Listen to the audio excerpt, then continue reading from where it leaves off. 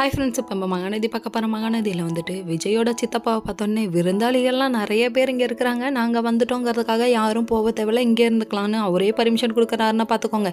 அதுக்கப்புறமா என்ன சித்தப்பா எப்படி இருக்கீங்க, நம்ம தம்பி சஞ்சய் நல்லா இருக்காரா அப்படின்னு சொல்லி கேட்க, உடனே எனக்கு வேலை இருக்குது நான் வெளியே போயிட்டாரேன்னு கிளம்பி போயிட்டாரு.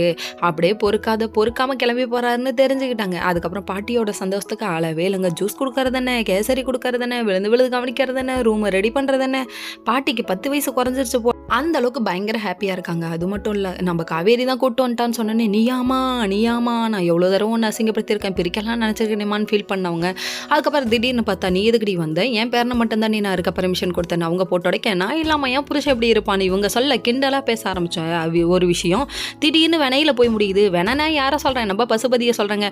அதாவது உங்கள் சம்மந்தி பார்த்த வேலை தானே, அவங்க சித்திக்கிட்ட போ என்ன பண்ணுறது, அவன் வேணா பிடிச்ச வேணாதான் இருக்கான்னு சீரியஸாக பேச ஆரம்பிச்சாங்க. போதும் இப்போதைக்கு கூலாயிடலான்னு சொல்ல, அதுக்கப்புறம் தாத்தா ஒரு பக்கம் பேசுகிறாங்க, ரொம்ப நன்றி காவேரி, எப்படியோ என் பொண்டாட்டிக்காக வந்து கூட்டு வந்து விட்டியே அப்படின்னு சொல்லிட்டு அவங்க பெருமையாக பேச ஆரம்பிச்சாங்க. இதுக்கப்புறம் நீங்கள் பிஸ்னஸை பார்த்துக்கணும், 2 பேருமே டேக்கர் எடுத்துக்கோங்க அப்படி இப்படின்னு சொல்லிட்டு இருக்க.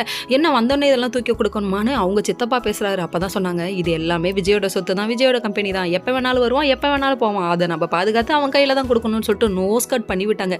தம்பி மூக்கோடைஞ்சு கீழே விழுது பார்ப்பா, எடுத்து ஒட்டிக்கோ அப்படிங்கிற மாதிரி ஆச்சு. சரி, இதெல்லாம் ஒரு பக்கம் இருக்கா. அதுக்கப்புறம் இதை பார்த்தோன்னே காண்டாமிருகமாயிட்டு அவர் வெளியே போயிட்டாருன்னா பார்த்துக்கோங்க. மீண்டுமா சரி வீட்டுக்கு வராமல் இருந்தால் கொஞ்சம் நல்லா தான் இருக்கும் அப்படிங்கிற மாதிரி ஆச்சு.